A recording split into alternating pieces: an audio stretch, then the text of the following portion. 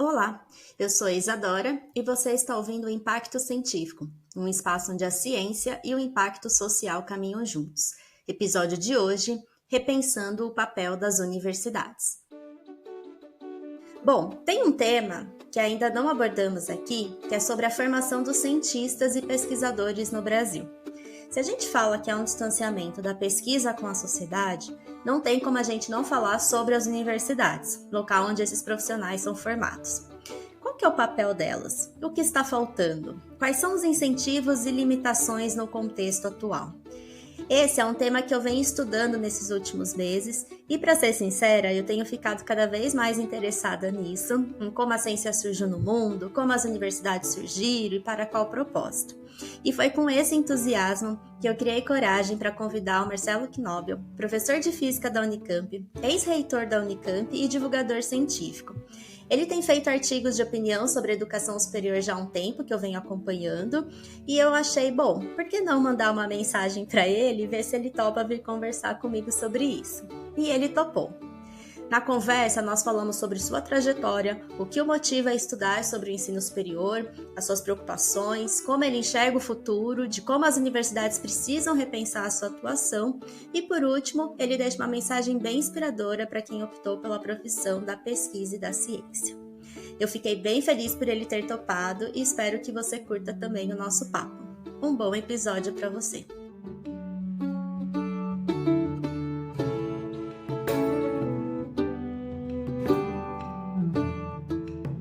Quero te agradecer por ter topado participar. Para a gente poder começar, eu gostaria que você se apresentasse para deixar todos os ouvintes aqui na mesma página, por favor. Oi, Isadora, obrigado pelo convite. Meu nome é Marcelo Knobel, eu sou professor de Física da Unicamp, fui reitor da Unicamp de 2017 a 2021, atuo também na área de divulgação e percepção pública da ciência e é um prazer estar aqui conversando com você. Obrigada.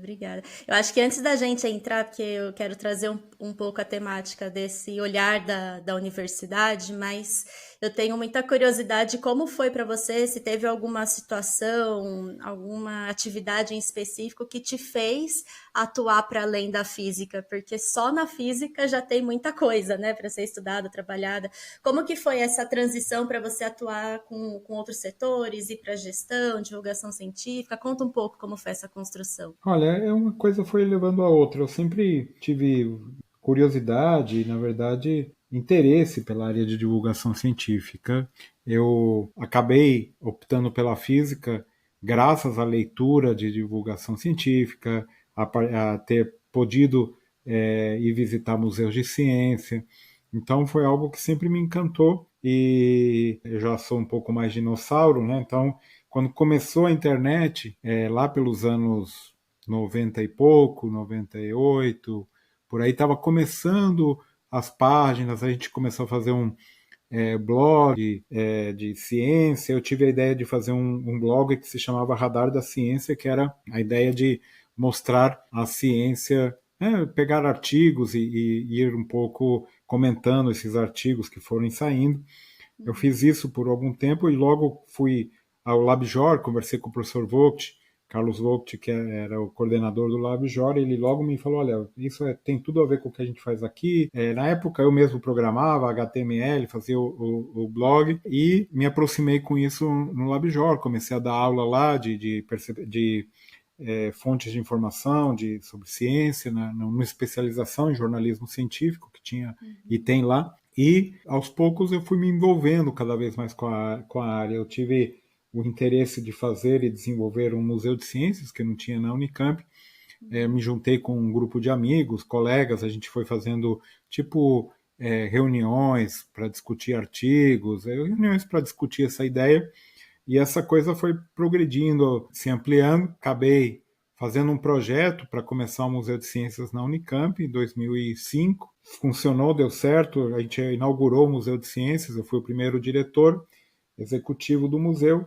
E uma coisa foi levando a outra. Acho que o sucesso do museu acabou me dando um cacife, digamos assim, para depois ter sido convidado para ser pró-reitor de graduação na gestão do professor Fernando Costa, de 2009 a 2013, e posteriormente eu fui candidato a reitor em 2016 para iniciar a gestão em 2017 e acabei sendo escolhido pela comunidade e indicado pelo governador. Então, essa foi um pouco a minha trajetória, muito rapidamente, resumidamente, que as coisas se conectam. Eu acredito muito nisso quando a gente vai seguindo a nossa paixão, o nosso instinto, essas coisas vão acontecendo de maneira natural. Naturalmente também tem que haver um pouco, não só a paixão e o gosto, mas percepção de que você possa fazer essas coisas direito. Às vezes pode ter muita vontade de ser administrador, mas não tem a capacidade. Então, junto aí com as próprias habilidades, com a vontade, com a curiosidade, com uma série de fatores que acabam levando a essa trajetória que é, em geral, bastante não linear para a maioria das pessoas. Sim, com certeza. E é interessante porque me parece que até hoje isso te nutre, né? Você ainda continua estando em contato com outras áreas, continua escrevendo colunas, estuda também sobre ensino superior. Então, você sente que é difícil hoje em dia você atuar somente em uma? Como se fosse, já fiz bastante coisa, agora eu vou ficar só aqui. Ou você sente que isso realmente também te nutre como pessoa? Com certeza tem a vontade, cada um tem a sua personalidade. Eu não fico satisfeito fazendo uma única coisa. E é um pouco da minha personalidade. Eu gosto, Uhum. sei lá, até de. Quando eu vou num restaurante, eu gosto de ir num lugar diferente, nunca gosto de repetir. Quando eu vou no mesmo lugar, eu gosto de pedir um prato diferente. Então, Uhum. é um pouco, cada um tem esse jeito e essa personalidade. Comigo é assim, eu estou sempre buscando novos desafios e, naturalmente, os desafios vão ficando cada vez mais complexos, cada vez maiores ao longo da carreira. Então, hoje eu sigo fazendo física, mas já não sinto o mesmo gosto que eu tinha anteriormente. Então eu preciso de desafios, às vezes, um pouco mais complexos, mais elaborados, que também tem a ver um pouco com a trajetória e com a bagagem que a gente vai acumulando. Com certeza, que legal. É até engraçado te ouvir falar que desafios mais complexos que a física, porque para a grande maioria você fala, meu Deus do céu, isso já é super complexo, né? Mas isso me trouxe problemas quando falam assim da sociedade, que a gente, né, envolver pessoas, isso já é super complexo, e aí então vamos já entrar para a área do ensino superior. Você faz estudos nessa área também, né? E o que mais te chama a atenção em falar sobre isso, assim? O que você tem como curiosidade de pessoa e também como profissão, né, com essa vasta experiência, né, na contribuição mesmo de fazer essas análises do ensino superior? Não, acho que aqui a gente tem uns desafios imensos no Brasil. Eu, pelo menos, acho que eu gostaria de atuar mais nessa área de também chamada advocacy, né? De mostrar a importância da formação geral, educação geral. No Brasil, a gente tem uma tendência a ter uma educação superior que é muito conteudista, né? As pessoas e os currículos são muito inchados, os estudantes passam muito tempo em sala de aula, a gente tem pouco tempo para fazer projetos um pouco mais elaborados e mais complexos. Muita coisa do que é ensinado depois não é aproveitado pelo estudante e torna-se também obsoleto em pouco tempo. Há uma tendência no mundo, né, de você ter uma formação que é um pouco mais ampla, menos conteudista, mas que ao mesmo tempo permita desenvolvimento das chamadas habilidades soft skills, né, as habilidades um pouco mais comportamentais que os estudantes podem e precisam ter para qualquer futuro que eventualmente venham a ter. Então, eu tenho me dedicado um pouco a entender esses mecanismos que estão acontecendo no exterior, tentar mostrar a importância disso para eventualmente modificar o nosso ensino superior. Não é fácil porque Sim. é uma estrutura muito complexa, tem muitos atores, muitas questões que estão envolvidas. Por outro lado, nós temos aqui também imensos desafios que estão acontecendo agora. Tem um setor que é público, que está diminuindo em tamanho, não que está diminuindo em tamanho, mas o setor privado está crescendo muito mais. Tem um crescimento da EAD, da educação à distância, que também precisa ser olhado e compreendido e entendido. Tem várias questões relacionadas com a qualidade do ensino que é oferecida nas nossas instituições, tanto públicas quanto privadas. Tem a questão da taxa de evasão que está crescendo e ninguém tem olhado com muito cuidado para isso. tem a própria estrutura das universidades públicas, né, que flutuam e dependem aí de governos de uma maneira muito, muito complicada e perigosa, né, porque a gente tem sofrido diversos ataques por vários lugares. Então tem o desafio de ampliar e melhorar a qualidade da pesquisa, é uma quantidade de setores e assuntos importantes. Por outro lado, a universidade também no Brasil, temos que lembrar que é um fenômeno bastante novo e se desenvolveu relativamente bem comparado com a América Latina, o resto da América Latina, e tem algumas experiências importantes e interessantes, como toda a questão da extensão universitária, que no Brasil é muito forte e é um modelo, na minha opinião, para o mundo, que poderia ser eventualmente melhor explorado e mais focado para a formação dos estudantes. E um pouco também os modelos de governança, como funcionam, a questão nossa também, que é bem peculiar do Brasil, né, da escolha dos reitores, do funcionamento dos conselhos universitários, uma série de assuntos que tem, de uma maneira geral, me preocupado. E é isso que eu tenho atuado. No ponto de vista internacional, eu tenho atuado no conselho de uma organização chamada Magna Carta Observatory, que é uma carta de princípios de universidades, que é a questão da autonomia, da liberdade acadêmica. Então, esse eu acho que é o assunto que tem mais me preocupado e eu tenho atuado mais ultimamente no que se refere à educação superior. Não, só essa fala já 1000 abas aqui, né? Que dá pra gente pensar. Vamos lá, que eu quero voltar em alguns pontos. Quando você fala, né? Você comparou no início da fala sobre o exterior, né? Da questão de outro envolvimento dos alunos na educação, né? Mais focado em soft skills, etc.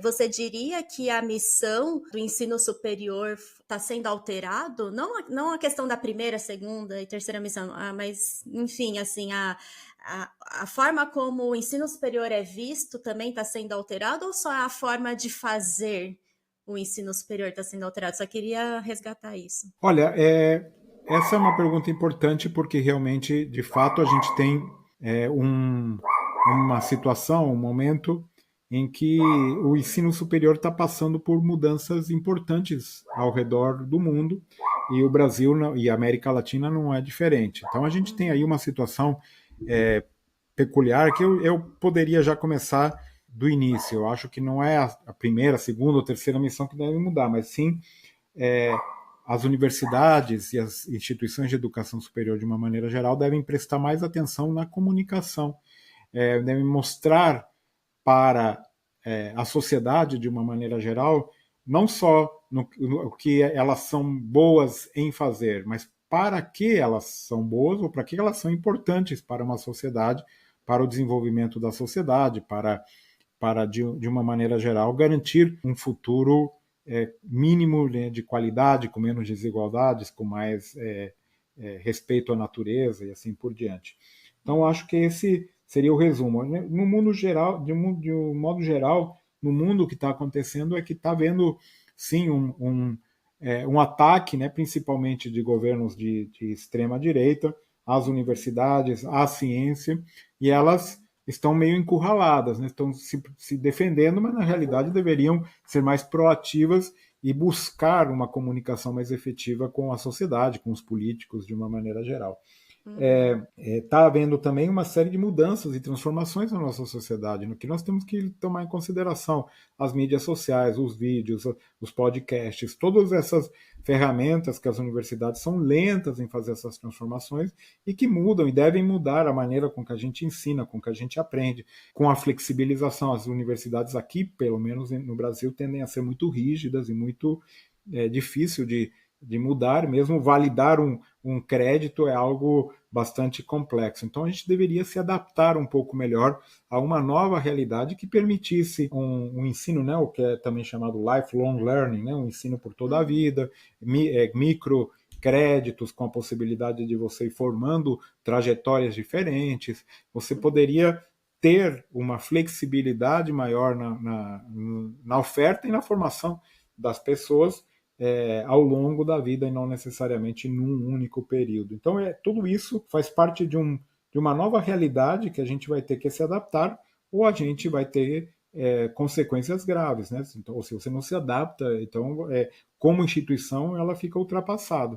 Então, é um pouco essa, na minha opinião, a preocupação que as universidades devem ter e que poucas aqui na América Latina estão fazendo, porque, na realidade, você sabe, de uma maneira ou de outra, está todo mundo lutando para sobreviver. Quanto mais, Sim. então, pensar em coisas que vão um pouco além desse modo de sobrevivência. Então, é um pouco essa a minha preocupação, de uma maneira geral, que eu acho que a gente deve ter esse cuidado e Sim. deve comunicar melhor o papel das universidades na sociedade. Perfeito. Então vamos falar um pouquinho desse papel importante das universidades, porque você comentou da evasão, né? Queria que você comentasse um pouco sobre essa diminuição, o quanto que a gente está perdendo, né, desses alunos de graduação, pós-graduação, e qual que é o papel hoje em dia das universidades para esses jovens que estão ouvindo hoje, né, que falam, não, mas não preciso não de universidade, do ensino superior para ter um sucesso, digamos assim, ou um reconhecimento financeiro. Então, se você puder trazer um pouco esse contexto com essa importância das universidades. Olha, aqui tem os dois lados. Acho que está havendo um menor interesse, como você está mencionando, aí, de alguns jovens pelo ensino superior, mas também tem um problema sério que aqueles que conseguem entrar e passar estão desistindo no meio do caminho, por um motivo, por outro, às vezes até por falta de informações básicas, né, umas lacunas de aprendizado muito importantes que vêm lá do ensino médio, ensino básico, ou por questões financeiras. É difícil se manter, né, numa universidade que exige muitas vezes o tempo completo, né, o dia inteiro, você não pode trabalhar. Então, tem várias situações que estão acontecendo que acaba tendo vários cursos, vários dados que mostram que tem lugares que tem até 60% de evasão, né? Ou seja, entra uma turma e se formam 40% dos que entraram.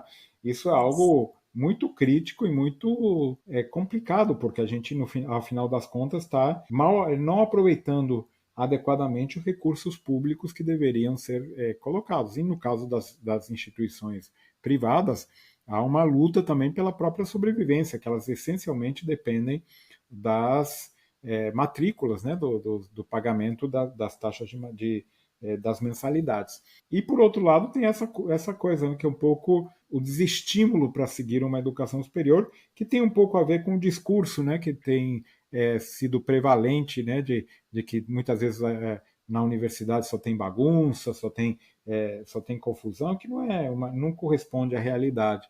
Então, acho que tem os dois lados, um pouco aí uma propaganda, uma contra-propaganda, né, contra as universidades, contra a educação superior, mas ainda os dados efetivos, né, aqui sim tem estudos muito bem estruturados e caracterizados, que mostram que aqui no Brasil ainda, alguém que tem a formação superior tem um salário, na média, muito maior do que quem não tem. Então, ainda do ponto de vista pessoal, sem dúvida alguma, é algo que tem uma importância bastante grande no que diz respeito ao salário. Mas eu acho que, além disso, para o país é fundamental termos profissionais capacitados em todas as áreas do conhecimento, mais médicos, mais profissionais da área de saúde, mais economistas, mais engenheiros, mais filósofos, mais físicos. Em todas as áreas temos a necessidade de ter mais pessoas com formação universitária, que ainda estamos longe da média dos países mais desenvolvidos do mundo. Estamos bem longe. Então, o país precisa, para se desenvolver, ter uma massa crítica de pessoas com formação universitária e podermos nos desenvolver como nação. Perfeito.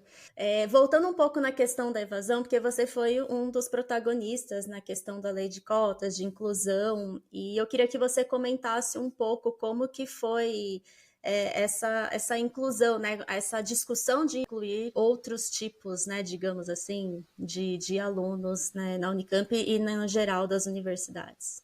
Bom, essa discussão eu tenho participado faz muito tempo e ocorreu também, naturalmente, uma maturidade na discussão que foi ampliando-se ao longo do tempo. No início dos anos 2000, a Unicamp, na realidade, foi pioneira em estabelecer um programa de ação afirmativa e inclusão social, que foi chamado PAIS, onde dava pontos extras para pessoas que vinham de escolas públicas de secundário, ensino médio, e pontuação extra para pretos, pardos e indígenas. Quando eu entrei para ser pró-reitor, em 2009, esse programa já vinha funcionando há algum tempo, mas estava estagnado a possibilidade de inclusão de mais pessoas com maior diversidade. Só para dar um exemplo, que eu me lembro aqui de cor, o percentual de pretos e pardos na universidade tinha estagnado em torno de 18%, quando no estado de São Paulo nós temos algo em torno de 40% de pretos e pardos. Então a gente estava ainda longe do que seria o ideal, que seria como a universidade pública sendo um espelho, né, da sociedade, refletindo um pouco a diversidade da própria sociedade. Eu fiz um estudo na época, a gente viu que 70% das escolas públicas de Campinas nunca tinham colocado sequer um aluno na Unicamp. Por causa da dificuldade mesmo, da competição e da própria qualidade dessas instituições. Então, o que a gente fez ali na época, que também teve bastante sucesso, foi um programa chamado Profis, que é o Programa de Formação Interdisciplinar Superior, que serviu para, como piloto, né, para tentar fazer aí umas cotas, digamos assim, geográficas. A gente buscou trazer os melhores estudantes de cada escola pública da cidade de Campinas, e claro que eu sou suspeito para falar, mas o programa foi e tem sido um sucesso. Ele ainda está funcionando com muito, muito sucesso de uma maneira geral. Mas quando eu entrei para reitor, estava no meio do movimento já muito forte de cotas étnico-raciais, que também não tinham sido implementados na Unicamp, mas que já tinham sido implementados na grande maioria das universidades federais brasileiras. Eu, absolutamente desde o início, já na campanha, me envolvi com essa discussão, e logo já no primeiro ano, a gente, na realidade até no primeiro conselho universitário que eu presidi, a gente aprovou a ideia, né, das cotas, fez todo um estudo, e a gente conseguiu chegar num modelo bastante inovador, diferente, novo para as cotas étnico-raciais. Então, propondo as cotas étnico-raciais na Unicamp, para atingir aquela meta, né, de pelo menos o percentual do estado de São Paulo, e naturalmente também com isso veio a ideia do vestibular indígena, que a gente implementou, que não tínhamos nenhum indígena na Unicamp praticamente, a ideia de trazer mais diversidade também, até em outras maneiras, a gente implementou, foi a primeira universidade a ter a ideia de permitir que estudantes ganhadores de Olimpíadas científicas, matemáticas, pudessem entrar diretamente na universidade sem a necessidade de vestibular.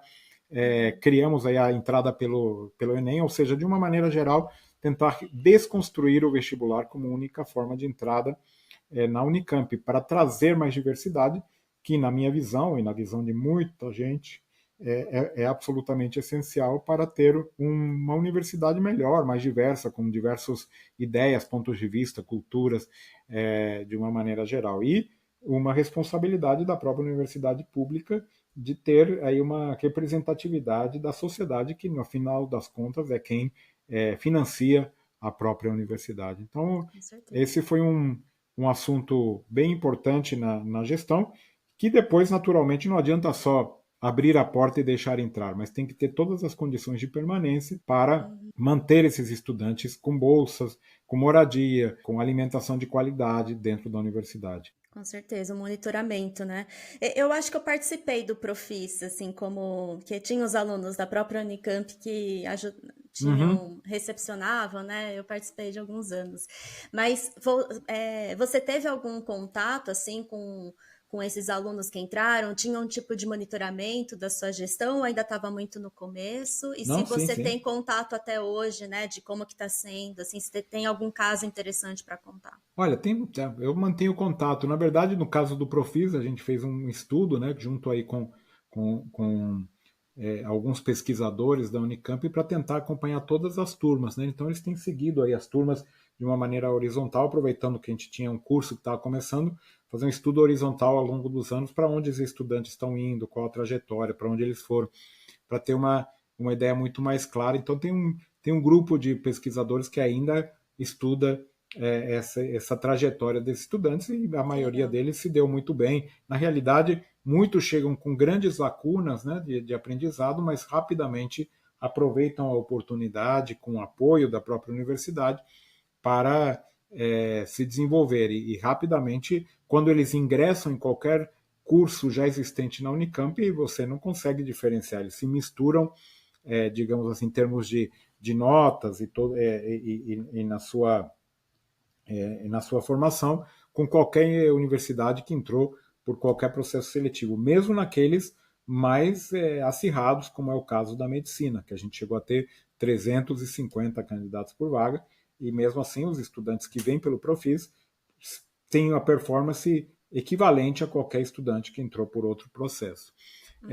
Já no caso das cotas e da universidade pública, também tem várias pessoas estudando aí as notas, etc., mas a gente tem aí tranquilidade e a certeza que isso era na época que as pessoas que vinham com essa discussão, se era que não teriam a mesma base, não iam conseguir acompanhar, mas não tem nada disso. Na realidade, a performance de qualquer estudante que entra pelas cotas étnico-raciais é equivalente ou até melhor, às vezes, do que as Uhum. que entram pelo vestibular. Então, isso tem várias pessoas realizando estudos para dar sustentação, né, a Sim. estas hipóteses que, na realidade, já têm sido comprovadas em várias universidades e outros locais do Brasil. Então, certamente Eu tenho acompanhado, muitas vezes eu vou em lugares, as pessoas me cumprimentam, comentam, e é Uhum. sempre um gosto poder ter, de alguma maneira, direta ou indiretamente, afetado a vida das pessoas. E aí que eu digo, né, voltando à pergunta inicial, é a motivação, né? Muitas vezes, ao estudar física pode ser interessante e tal, mas você não tem esse mesmo nível de possibilidade de interferir e positivamente na vida das pessoas, que é realmente algo muito, muito importante, que de fato compensa todas as dores de cabeça relacionadas com o cargo, né? Nossa, eu imagino, com certeza. E é interessante porque, assim, diversas pessoas, pesquisadores que eu entrevistei aqui, quando eu pergunto, assim, qual que é o impacto da ciência, né, na tua pesquisa, qual é o impacto social na tua pesquisa, tudo, eles falam tal, né, obviamente que todo mundo que vem aqui tem um exemplo muito relevante, mas todo mundo fala do impacto em si próprio, ou das pessoas do time, né, do laboratório, ou das organizações da sociedade civil, como esse acesso ao ensino superior ou fazer uma pesquisa científica, né, se formar na pós-graduação, como impacta a vida, né, como isso muda as nossas vidas. Então, eu comecei a mudar um pouco também essa visão, né, porque às vezes a gente quer fazer um projeto mirabolante, né, algo extremamente grande, e a gente esquece que esses impactos na vida, né, são tão importantes, né? São muito mais importantes até. Não, e na realidade a vida da universidade, a vivência, as amizades que você faz, tudo isso realmente são, digamos, consequências que a gente não consegue mensurar de uma maneira muito Sim. efetiva, mas que são absolutamente essenciais. Com certeza. E falando agora, já a gente fechando um pouco de futuro, né? Você comentou no início sobre a questão das tecnologias, das novas formas de conteúdo aí, né? De YouTube, podcast, mas também a gente está falando aí da crise climática, né? Eu até vi alguns estudos de alguma. Você falou um momento de carta das universidades, eu acompanhei algumas em relação como as universidades, o campus estão também se estruturando, né, para não só na parte das pesquisas, mas também de trazer para dentro essas questões. Eu queria que você falasse um pouco o que você tem visto desse futuro das universidades, tanto na parte dessas tecnologias, como das questões ambientais. Eu infelizmente nesse momento estou um pouco pessimista, porque realmente não sei o quanto as universidades serão rápidas o suficiente para se adaptar a essas mudanças que estão ocorrendo muito rápido. Você vê que na área educacional o impacto da inteligência artificial é absolutamente brutal. E a gente tem tido umas discussões e tal, mas a velocidade eu não consigo nem acompanhar como que esses aplicativos, softwares e tal, estão se adaptando e melhorando e mudando.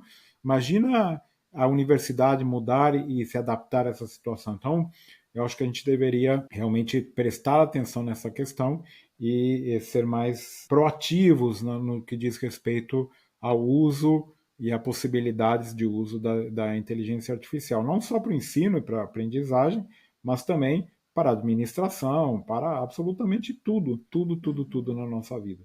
A questão que você coloca ambiental é outra preocupação. Eu acho que hoje eu tenho escrito também sobre esse assunto. Não cabe mais no mundo que a gente está vivendo, com as mudanças climáticas tão dramáticas que temos, que nenhum estudante que passe pela universidade não tenha uma discussão, uma formação, uma oficina, um workshop sobre o assunto, que não tenha realmente um pouco de formação e que de alguma maneira possa depois ter a base para se aprofundar mais, ou para discutir, ou para difundir mais essas questões, né? Nós temos aí um espaço privilegiado onde a gente deveria ter uma preocupação maior nesse aspecto. Eu não vejo aqui no Brasil, na América Latina, em particular, ninguém se preocupando com isso, não deveríamos poder formar ninguém sem uma discussão sobre esse assunto mais aprofundada e mais baseada em ciência. E certamente, como o tripé aí, como mencionei, a tecnologia, que é a inteligência artificial, mencionei as mudanças climáticas, mas certamente também tem o fato absolutamente essencial da comunicação, que eu já mencionei antes, mas que a gente deveria buscar uma comunicação mais afetiva com a sociedade para desmentir aí fake news, todo o negacionismo científico, para mostrar a importância das próprias universidades, sem a percepção de que isso é absolutamente essencial para a nossa própria sobrevivência. Nós teremos problemas muito em breve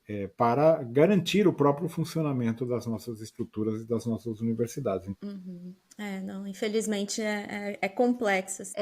Nessa parte final, assim, de comunicação, eu sei que, assim, é injusto eu te perguntar isso em poucos minutos agora, mas, assim, se você fosse para falar quais os principais pontos de dores que você vê, assim, né, nessa falha da comunicação ainda, tá? Assim, eu pude perceber um pouco nessa fala que tem a questão do recurso, tem uma questão também do interesse, né, do tempo das pessoas da universidade se dedicarem a isso, mas qual que você acha que são as principais falhas nessa comunicação com a sociedade? Eu acho que é um pouco a postura, por um lado, da própria universidade de se isolar, né, nessa chamada torre de cristal aí, que a gente se isola, vai cada um cuida da sua vida, do seu trabalho, do seu grupo de pesquisa, e isso funcionou bem dessa maneira por muitos e muitos anos, mas não é mais a realidade. Então acho que um pouco a falta ainda de compreensão de que é um novo momento que a gente está vivendo e que todo mundo deve participar desse movimento importante de comunicação para garantir a própria existência. Não é mais suficiente publicar bons artigos em revistas boas e tal. É necessário falar com os políticos, conversar com a sociedade de uma maneira geral, para mostrar coisas que são difíceis às vezes de mostrar. Qual é a importância da pesquisa XYZ que eu estou fazendo, que não tem uma consequência assim direta. A primeira pergunta, né, que aparece é para que serve isso?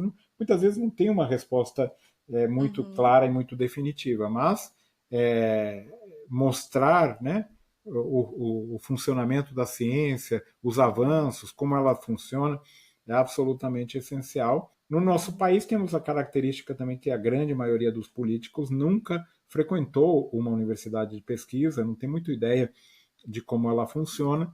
Então esse é um desafio extra para as nossas universidades, mostrar essa importância e como é o funcionamento.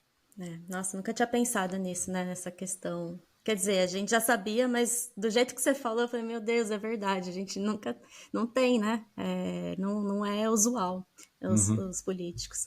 Bom, Marcelo, super obrigada pela participação e eu gostaria que você deixasse, assim, a grande parte das pessoas que escutam aqui são pessoas que estão no final da graduação, mas muito na pós-graduação, e aí eu gostei, você trouxe um momento, assim, é o privilégio que é estar, né, nessas instituições, então, qual recado você daria para nós que estamos, né, nesse processo de formação para lembrar dessas responsabilidades e do privilégio que é estar tendo essa oportunidade de estar no ensino superior?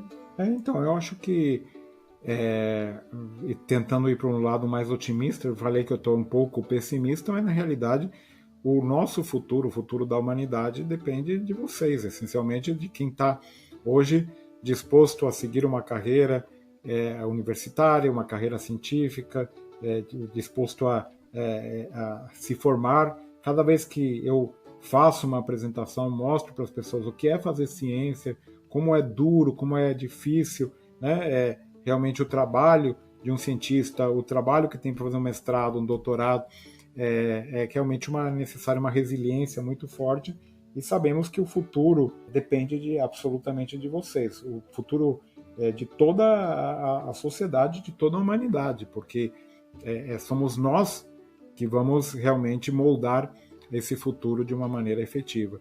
Eu deixo talvez como ideia que é possível, né, você seguir a sua vida, a sua paixão, os seus gostos, né, e irem moldando essa trajetória, levando a caminhos diferentes, e que vocês sigam essencialmente o instinto, né, que em geral a gente segue o que a gente gosta, acaba dando certo. Então, boa sorte e uma boa vida para todo mundo. Espero que seja assim. Muito obrigada, professor. Obrigada mesmo. Obrigada pela confiança de estar aqui, de compartilhar. Agradeço e parabéns aí pelo seu trabalho. É muito importante também. Acho que se a gente tivesse mais gente fazendo esse tipo de trabalho que você está fazendo, a gente teria um caminho um pouco mais tranquilo. Muito obrigada. Seguimos juntos. Um abraço. Obrigado.